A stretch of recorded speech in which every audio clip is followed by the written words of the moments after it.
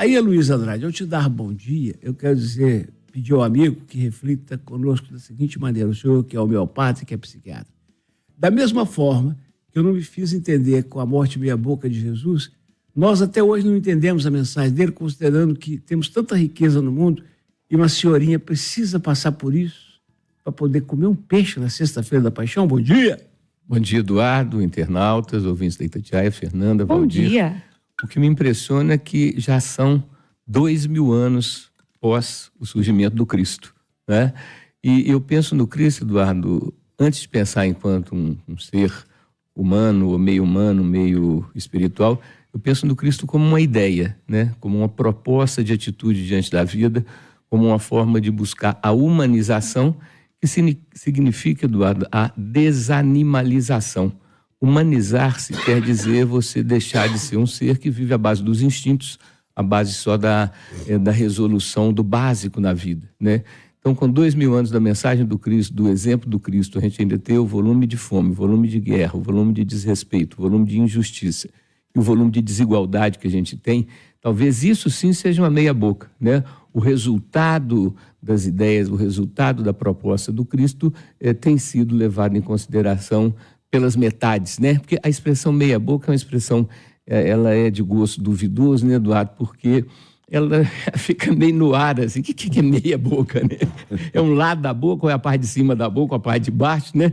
Talvez por isso alguém te criticou, mas sem dúvida nenhuma que o sentido da morte do Cristo é um sentido de transcendência, né? A gente já falou algumas vezes aqui que os indianos têm essa visão de que quando a gente deixa o corpo físico, é como se a gente fosse uma gota que dá um pulo de cabeça, dá um tibum no oceano, deixa de ser gota e volta a ser oceano. Perde-se essa consciência individual brilhante, mais limitante, e volta, né, Valdir, a integrar a consciência cósmica, ser um com Deus, que a gente não tem a menor noção de como é que isso funciona, mas a gente acredita que seja uma coisa de alargar os horizontes, de ampliar a nossa maneira de ser. A Vila Olímpica de Paris, ela não terá ar-condicionado, camarada. Por quê? Questão ambiental, não gastar energia. O verão da Europa, em Paris, na época da Olimpíada, é 35 graus a temperatura. Os atletas são de altíssimo rendimento. O Brasil já está providenciando ar-condicionado por conta própria, e outros países também. Será que lá vai virar o ninho do urubu? E tem uma coisa, Valdir, eu tive a oportunidade de passar alguns meses lá numa propriedade rural na França, em Saint-Jean-de-Muzolos, que é perto de Valence, no sul da França, e eu fiquei impressionado porque os agricultores franceses estão acostumados com um protecionismo governamental muito grande. Então existe uma proteção do governo para eles. Isso fez com que eles tivessem um atraso na questão da industrialização, eles ficaram atrasados no que diz respeito à tecnologia, e daí então toda vez que você não tem o esforço envolvido, você tem o comodismo envolvido. Então, na França tem esse problema, né? A tecnologia não é a mais atualizada de todos, então o rendimento deles não é o melhor de todos. Muitos dos que nos prestigiam agora vão dizer, mas que coisa, hein, Zema? Por prejudicar a gente para defender ruralista, o nosso leite pode ficar mais barato se importar, e você não quer taxar? Pega o leite fora e bebe, quebra o daqui. O dia que o de lá não vier, como é que toma leite? Então, boa pergunta. Você vê a importância da caneta dos executivos, seja presidente da República, governador ou vereador, né? Esse processo, né, onde você tem uma concorrência desleal, né, uma concorrência, então, que prejudica a algum dos lados, já é questionável. Agora, quando esse prejuízo é um prejuízo para a comunidade local, no caso mineira, né, aí você, então, vai ter mais necessidade de uma intervenção do governo para poder fazer não uma proteção exagerada, não uma proteção desmedida, mas uma proteção que serve para a sobrevivência do setor. Eu acho que demorou, porque tem determinadas coisas que as leis, que os decretos, eles têm que andar à frente do seu tempo e não atrás, né? Quer dizer, feito Valdir falou, muita gente quebrou, muita gente desistiu, muita gente vendeu o seu rebanho porque estava pagando mais do que recebendo pelo leite produzido. Então, sou totalmente a favor dessa função do Estado, da função do Estado, que é mais do que governo, é justamente fazer uma proteção de seus cidadãos, melhorando a sua condição de viver e de sobreviver com esforço, tá, Eduardo? Nunca esquecer que a proteção não quer dizer a mordomia, a facilidade, que você não precisa de fazer nada, mas você vai receber um dinheiro, você vai receber um salário. É a questão proteção mais esforço. A teoria do Valdir, meu caro Luiz, é a minha, porque eu me mato, vou lá e pago o IPTU à vista para ter um descontinho em janeiro. O cara vai, investe o dinheiro, ou vai para Cancún. E daqui a 7 anos, 10 anos, 20 anos, eles fazem um refis, um salva não sei o quê, e o cara vai lá e paga sem juros e correção, doutor Luiz? Isso é uma forma de impunidade, né? E os justos pagando pelos pecadores, os adequados sendo equiparados aos inadequados. E, na verdade, né, Valdir, não é dar o cano no governo, é dar um cano na população. Sim. Porque o governo arrecada para poder destinar Administra esse o nosso, dinheiro. né? E vamos ser honestos, viu? Como é que o senhor vê isso, doutor Aloysio? Assim, quando a gente é dono da empresa, a gente quer que o governo nos proteja, mas quando a gente é um consumidor comum, a gente prejudica as empresas locais. Vamos voltar a um tema que a gente tem falado dele aqui direto e reto, né, Fernanda? Que é a questão do egoísmo. Existe o egoísmo pessoal, existe o egoísmo corporativo, que é empresarial, existe o egoísmo governamental, que é num outro nível, mas o egoísmo. O que é o egoísmo, gente? É pensar só em si, nos seus interesses. Você tem que, em primeiro lugar, pensar em si, nos seus interesses, mas você não pode pensar, né, Valdir, só em si e nos seus interesses.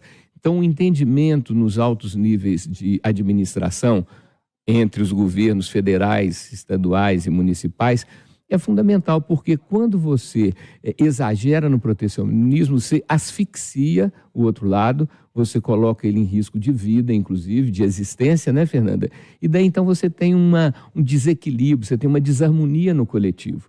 Quer dizer, a gente tem uma expressão, eles usam em inglês o win-win, que é o ganhador-ganhador, que é os dois lados ter algum nível de vantagem. Mas não pode ser um lado ter uma vantagem enorme e o outro lado se ferrar, o outro lado se dar mal, né? Então, a questão do entendimento, a questão da diplomacia, a questão das relações internacionais ou governamentais, federal e estadual e municipais, isso aí é que exige, Fernanda, pessoas para essa função, para esse papel, mais evoluídas, né, Valdir? Que não sejam tão egoístas, que não tenham uma mente tão restrita de falar assim, gosto de levar vantagem em tudo. Você lembra aquele anúncio do cigarro chanceler, que até o Gerson, jogador de futebol, pegou mal, assim, gosto de levar vantagem em tudo, gosto de levar vantagem em tudo. Quer dizer, se você está levando vantagem em tudo, tem alguém ou tem mais pessoas que estão levando desvantagem em tudo, né? Então, eu sei, concordo, Fernanda, que não existe como na Terra, no planeta, no mundo, haver uma igualdade igualitária.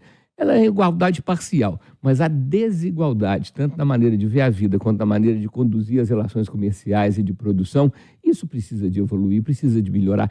É possível que a gente seja mais bem-sucedido, é possível que o mundo seja mais equilibrado, mas precisa de quê? Dos líderes, né? O líder, Fernando, o que é? É o motorista de ônibus, é o motorista do carro onde você está dentro, e que ele tem um papel fundamentalmente importante. Por quê? Porque é ele que está conduzindo aquele veículo. Agora, só para o senhor comentar rapidinho, doutora Aloysio, sobre essa senhora que o Oswaldo conversou, né? Uma mulher de 79 anos que ainda assume esse papel de preciso levar a comida para minha casa. Então, é admirável, né, Fernanda? Eu não tenho um sentimento de pena, não tenho um sentimento de dor, eu tenho um sentimento de admiração, né, de respeito. Você viu a cara boa dela? Quer dizer, se dosarmos a química das endorfinas dela, tá a química lá nas alturas, né? Não infarta. Não, tá de bem com a vida, vai saborear o peixinho com a maior alegria. Meu caro Aloysio, eu no começo do século, acho que foi em 2003, um grupo de empresários mineiros, liderados pelo Newton Paiva Filho, foi à China. E eu fui. Pedi licença aqui, fui acompanhando. Eu voltei e falei assim, gente, Estados Unidos, questão de tempo. Eu imaginava, doutor Luiz, que nos 40, 50 anos iam tomar conta do mundo, já tomaram. E agora está vindo a Índia, Eduardo. A Índia está vindo junto. A Índia já superou a China em população e tem uma agricultura das mais avançadas do mundo. E são cobras também de informática. Isso, tecnologia.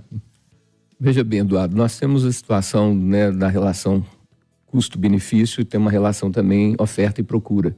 Então, isso daí regula, tem uma respiração, e a gente tem lembrado aos ouvintes internautas da Itatiaia que todos os fenômenos que acontecem, tanto na natureza quanto na nossa vida, tem a fase da expansão e a fase do recolhimento. Né? O que quer dizer isso? Quer dizer que você tem um momento que é um momento de construir e fazer, e outro momento que é de planejar, né, e arquitetar, vamos dizer assim. O que acontece? Para mim, o grande senão da China é que a China não tem o menor critério, não tem a menor ética em copiar produtos, em copiar ideias, em copiar tecnologia e depois fazer aquilo aos montões, porque as relações trabalhistas dos produtores com os funcionários, com os empregados chineses, é totalmente desrespeitosa, Eduardo. Eles não têm direitos, eles não têm essas garantias que o mundo ocidental dá. Por isso, então, fica o produto barato, em geral, que não deu um trabalho de construir, arquitetar, no que a gente chama na parte filosófica, na parte teórica, para depois fazer a prática, e faz aquilo ali aos milhares, aos milhões, de uma maneira que desequilibra o mercado, né? Desequilibra todo o processo. E pelo volume de pessoas, pelo volume de consumo que eles têm, realmente eles funcionam como sendo o fiel da balança. São eles que determinam, né, o que está valendo mais, o que está valendo menos, o que vai subir de preço, o que vai diminuir de preço. Por isso eu falei em relações diplomáticas internacionais, que lamentavelmente a gente não vê isso funcionando bem, é sempre um jogo de palavras, né, Valdir? Fala-se uma coisa e faz-se outra, né? E aí então a gente fica nessa situação, ora perdido feito azeitona em boca de banguela, ora perdido igual cego em tiroteio. A busca de um corpo ideal já pode ser classificada naquele código de doenças, doutor Aloysio? Sim, é um transtorno obsessivo compulsivo, né? Na gíria chama-se de fissura, quer dizer, uma ideia fixa, né? Uma mania, uma coisa que não sai da cabeça da pessoa. A psiquiatria tem dois nomes interessantes, Eduardo. Um, que é o pensamento monotemático, né? Um pensamento que só tem um tema, ou então um pensamento circular, que ele vira e mexe e volta para o mesmo ponto.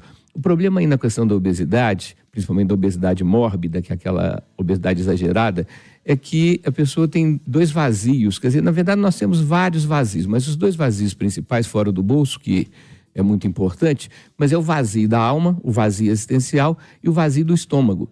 E a pessoa que é muito ansiosa, a pessoa que é muito angustiada, ela tem um automático de comer mais com a ideia ou consciente ou inconsciente de preencher o vazio existencial, o vazio da alma com alimento. Só que o alimento passa pelo vazio da alma, que mora aqui na região do coração e dos pulmões, e vai para o estômago.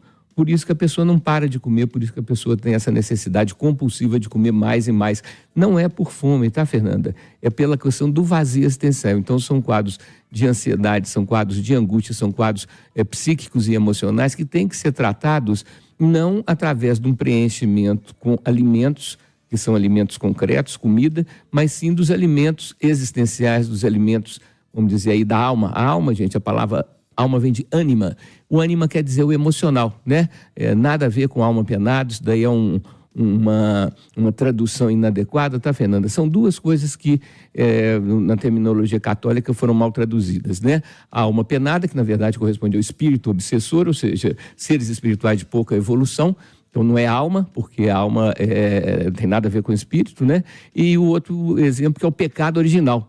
Na verdade, o que é o pecado original? É a angústia primordial que todos nós temos por sermos duais, matéria e energia, corpo e espírito, adulto, em umas coisas, infantis em outras. Então, daí surge o vazio existencial. Então, a angústia primordial não é um pecado, tá certo, Fernanda? É uma característica, porque ao estarmos humanos, nós temos esse vazio da alma que precisa ser preenchido com outro tipo de alimento, que no outro momento a gente vai explicar para vocês, tá, gente? Que é uma resposta mais comprida um pouquinho. A barriga incomoda para amarrar sapato, e me incomoda mesmo. E para usar a camisa para dentro da calça, eu não uso, porque aí ela estufa mais. Para usar uma camisa com gravata, incomoda. Mas não me preocupa também, não. Mas Valdir está lembrando a fala do Fernando Pessoa, pois o que é tudo, senão o que pensamos de tudo, né? De repente você acha até que a barriga é um sinal de prosperidade. Não, a partir do momento que você contrai um relacionamento sério, eu acho que não pode haver esse desequilíbrio, porque é muito difícil. É pros dois lados, né? Pros dois lados. Já usou a palavra contrai ao trair aí no meio da contrai. Quantos anos de casada, Luísa? 41, Eduardo. E a diferença ela é simples, não é difícil de entender, não. Você tem o amor, você tem o sexo. Você tem sexo com amor, você tem sexo sem amor. Quando existe o afeto, quando existe o carinho, essa construção, que é uma construção afetiva, ela se complementa com o sexual. Seria como se fosse o alimento de sal e o doce, né? Então, o alimento de sal, a comida de sal, é a que te sustenta, o doce é que faz, então, o complemento. Então, o que eu vejo nessa busca, Fernanda, é essa dissociação de afeto e de sexo. Então, quer dizer, o instinto, nós estávamos falando de egoísmo, da coisa de comer, curtir, descansar, reclamar, enrolar e apelar. Quando você é movido a instinto sexual, você quer sexo independente de você ter alguma relação de afeto, de carinho pela pessoa. Você não precisa nem de conhecê-la, né? Só que acontece o seguinte, essa parte instintiva, se a gente for dando espaço para ela, for dando alimento para ela, você passa a ter um funcionamento animal. E funcionamento animal, Fernanda, gera uma série de comportamentos, de condutas, que são condutas mais animalizadas e menos humanizadas. Então, eu acho que isso daí é compreensível. Tanta gente, principalmente os jovens, estarem vivendo em função da testosterona, estarem vivendo em função do tesão, né? Só que isso vai esgotando, que nem a gente falou que a comida não preenche o vazio da alma, o excesso de sexo, pelo contrário, também vai trazendo uma sensação de vazio interior. Agora, isso eu acho que é um erro de estratégia. O amor nos torna patético. Sim, muitas vezes. Você gosta dessa música? Acho linda, Du. Faz muito sentido, né, essa letra. A Luiz Andrade, você concorda em quantos por cento de 0 a 100 com essa letra? 100%, Dado. Ainda mais quando ela fala, naquele momento que ela fala assim, amor, eu não sei de cabeça, eu disse, sexo é invasão. Sexo é invasão. Quando ela fala que o sexo vem antes e o amor depois, gente, nós todos sabemos, né, meu caro Luiz Andrade, que o primeiro impacto é de paixão, e paixão é sexo. Aí cria-se um clima para amor, não é isso? Que é mais duradouro, né? A atração inicial é estética, né? É estética. É o visual. Depois você vai ver o conteúdo, você vai ver as ideias daquela pessoa, a cultura daquela pessoa. E a paixão passa. Sexo é amor, não. Exatamente, né? Por isso, quando você fala, né, Fernanda, que as relações estão durando pouco, muita gente separando, é porque muitas vezes já se vai com muita sede ao pote e você, então, acaba atingindo um relacionamento que deveria demorar um tempo até ser construído, aí você vai pá, e dali a pouco você vê esse fluxo, você vê que não é aquilo que você estava imaginando. Morreu, Bahia. Está provado cientificamente que cara que fica ali na televisão, no tablet, no celular, até 11 da noite, ele não vai conseguir dormir 11h15, 11h30, não. Porque esses estímulos visuais, principalmente os luminosos, né, Eduardo, eles trazem um aumento na ligação elétrica cerebral. Então a pessoa fica mais turbinada, né, em vez de funcionar no 110 volts, funciona no 220, né? E o sono, Eduardo, a principal função dele é nos permitir sair do corpo físico, interagir com o plano espiritual, e funciona, Valdir, como um pit stop das corridas de Fórmula 1. Você vai no box, troca os pneus, reabastece. Então, o que nos descansa não é o corpo que fica ali parado na cama, mas sim a sua parte sutil que interage com o plano espiritual. Por isso que às vezes você dorme poucas horas e descansa muito, ou dorme muitas horas e não descansa quase nada, né? Então é cheio dos macetes, a gente não vai poder detalhar aqui, mas uma coisa eu digo, nós temos 5 plantas, gente, que podem ajudar demais através do chás. Não é remédio, não precisa de receita, você compra no Mercado Central, que são a camomila, a melissa, que é a erva cidreira, a passiflora, que é o maracujá, no caso não é o suco, não é um chá, né? A valeriana e o mulungu. Então são 5 plantas e eu sugiro que você comece testando pela camomila, pela melissa, que é a erva cidreira, e pelo maracujá, para ver com qual planta dessas o seu organismo se adapta, para você então conseguir fazer o desligamento, para poder interagir nesse movimento com o plano espiritual, recuperar suas energias, energeticamente você ficar mais protegido para o dia seguinte, né, Eduardo? Porque quando a gente dorme igual uma pedra, mas não descansa, ou quando você tem um sono picado, ou quando você demora para começar a dormir, ou quando você nem consegue dormir, ou quando você dorme um pouco e já acorda como se tivesse dia claro. Quer dizer, os distúrbios do sono são em quantidades, são em número muito frequentes, tá certo, Eduardo? E pioram demais a qualidade de vida. E a principal coisa, né, que é o humor. Quando você está mal dormido, você fica mesmo irritado, você fica com estupim curto, você fica com facilidade para ficar nervoso. Eu estou até sexta, que vem 10 da manhã, se Deus quiser. Então, Eduardo, por último, quero fazer uma homenagem à minha querida mãe, dona Ana Maria de Lourdes Andrade Freitas, bisneta do Barão de Saramenho, que ontem deixou o corpo físico, que ontem então faleceu. Então, quero deixar aqui minha alegria de ter convivido com ela, meu amor, meu respeito, meu agradecimento, não só pelo que ela me ensinou, mas pelo que ela me exemplificou. Quantos anos, doutor? 9.1.